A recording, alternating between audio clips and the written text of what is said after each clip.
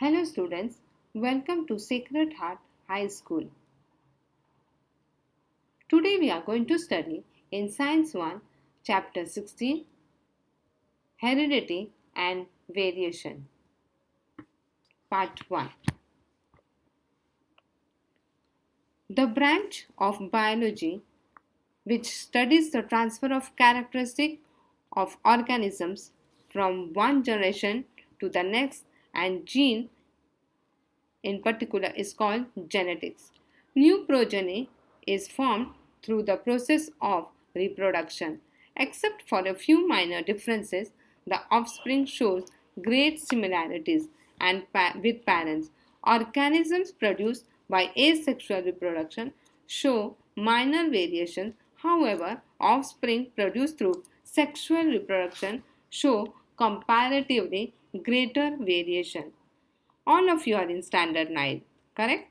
Why then are some students tall and some short? Transfer of chromosome characteristics from parents to offspring is called heredity. It is due to heredity that puppies are similar to dogs, squabs are similar to pigeons, and infants are similar to humans. How do specific traits or characteristics appear in organisms? Though there are many similarities between parents and their offspring, there are some differences too. These similarities and differences are all the effect of heredity. Let us study the mechanism of heredity.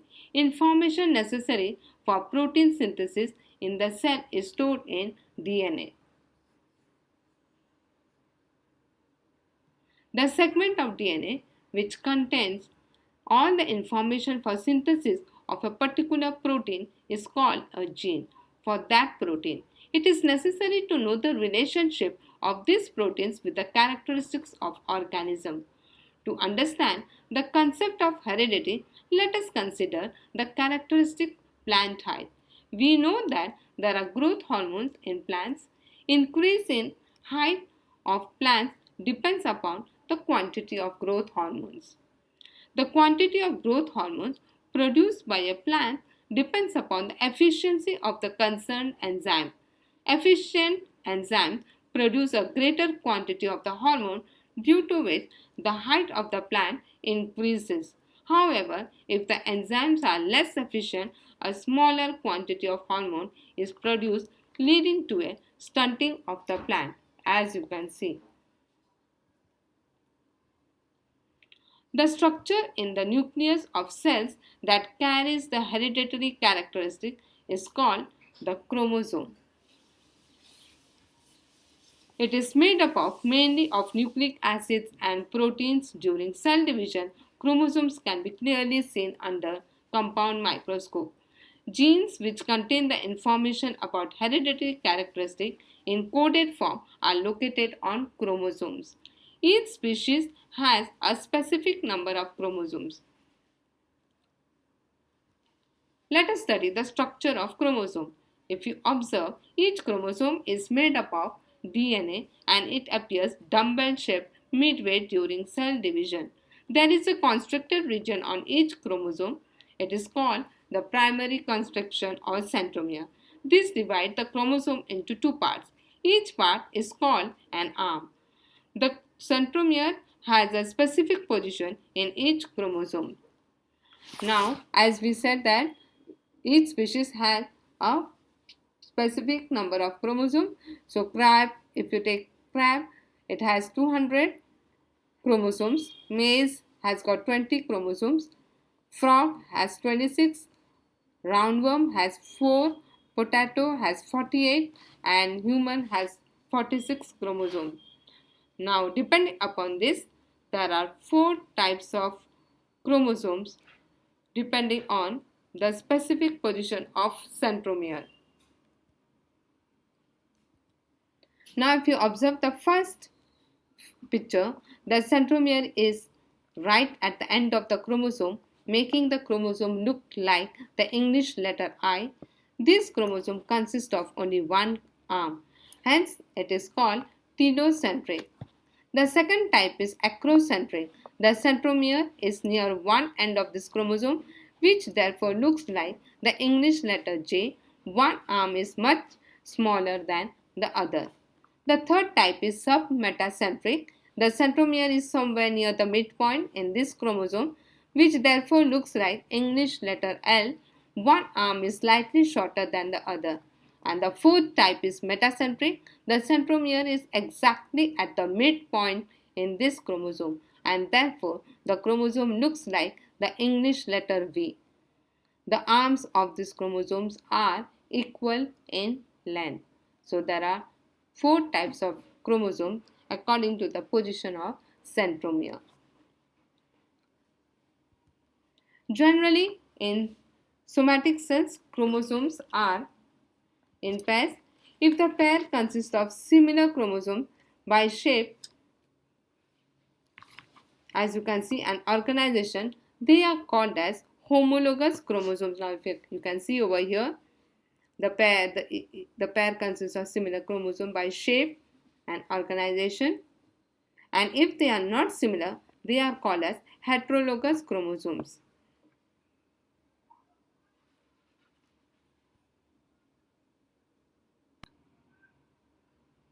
If you observe now, in case of organisms that produce sexually, one of the chromosomal pairs is different from all than others. Now, if you see in the picture, there are 23 pairs of chromosomes, out of which 22 pairs, which are called as autosomes, are homologous in humans, whereas the sex chromosomes, if you see, that is the 23rd pair.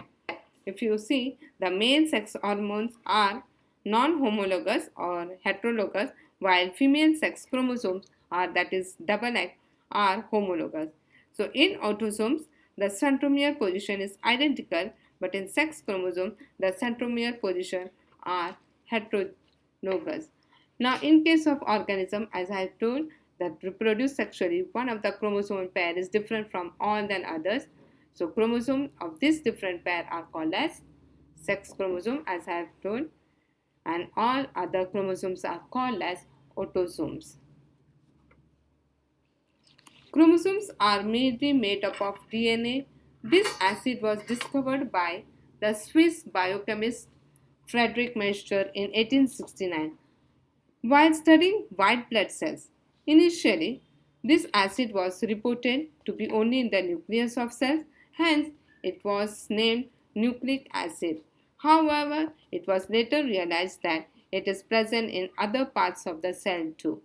Molecules of DNA are present in all organisms from viruses and bacteria to human beings.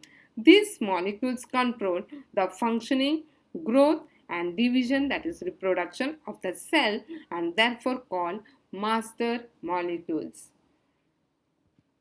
So they are called as DNA or deoxyribonucleic acid. Now we shall study the structure of the DNA molecule. The structure of the DNA molecule is the same as you can see in all organisms. In 1953, Watson and Crick produced a model of the DNA molecule. As per this model, two parallel threads of nucleotides are coiled around each other, and this arrangement is called a double helix. This structure can be compared with a coil and flexible ladder. So each strand, if you take in a molecule of DNA, is made up of many small molecules known as nucleotides. There are four types of nitrogenous bases: adenine, guanine, cytosine, and thymine. Adenine and guanine are called as purines, while cytosine and thymine are called pyrimidines. In the structure of the nucleotide, a molecule of a nitrogenous base are phosphoric and phosphoric acid are each joined to a molecule of sugar. As there are four types of nitrogenous bases, nucleotides also are of four types. Nucleotides are arranged like a chain in a molecule of DNA. The two threads of the DNA molecule are comparable to the two rails of a ladder, and each rail is made up of alternately joined molecules of sugar and phosphoric acid. Each rung of the ladder is a pair of nitrogenous bases joined by hydrogen bonds. Adenine always pairs with thymine and cytosine always pairs with guanine. Each chromosome, as we have seen, is made up of a single DNA molecule. So segments of DNA molecule are called genes. Due to variety in the sequence of nucleotides, different kinds of genes are formed, and these genes are arranged in a line. Genes control the structure and function of the cell and of the body. Also, they transmit the hereditary characteristics from parents to offspring. Hence, they are said to be the functional units of heredity. That is why many similarities are seen between parents and the offspring. Information about protein synthesis is stored in the gene. Next, we shall see the second type of nucleic acid called as ribonucleic acid, or it is also called as RNA. This nucleic acid having single strand of ribonucleotides. Each ribonucleotide is made up of ribose sugar, phosphate molecule and a nitrogenous base. There are four types of nitrogenous bases, that is adenine, guanine, cytosine and uracil. RNA is found both in nucleus as well as in cytoplasm. So according to the function, RNA is of the following three main types: mRNA, rRNA and tRNA. That is, mRNA carries the information for protein synthesis. tRNA is present in the cytoplasm. According to the message of the mRNA, it carries the specific amino acids to the ribosomes, and rRNA is a component of the ribosome. It helps in protein synthesis. Now we shall see each process in detail. Synthesis of mRNA as per the nucleotide sequence present on the DNA molecule is called the process of transcription. mRNA is produced according to the sequence of nucleotides on DNA. RNA molecules having uracil instead of thymine present in DNA. Thus, by transcription, mRNA molecule, which is complementary to DNA, is produced, as you can see. mRNA formed in nucleus brings the coded message from DNA when it comes in cytoplasm. This message contains the codes for amino acids. So we can say that thousands of triplet codons are present in each mRNA molecule. As per the message on mRNA, amino acids are supplied by the tRNA. So the next comes tRNA. As per the codon on mRNA, the tRNA molecule with complementary anticodon is brought near mRNA, and this process is called translation or tRNA. So every tRNA brings specific amino acids, and these individual amino acids are joined together by peptide bond with the help of rRNA. Now the third step, the ribosome keeps on moving from one end of mRNA to other end by the distance of one triplet codon, and this process is called as translocation. So in this way, many such polypeptide chains come together to form different and complex proteins.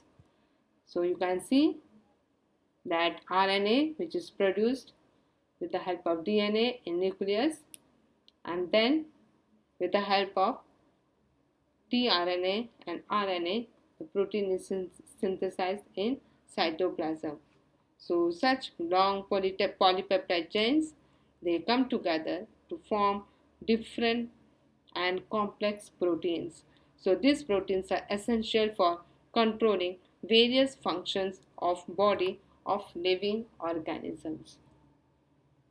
So these are the three process: transcription, translation and translocation for protein synthesis. Hope so you have understood the topic. Thank you.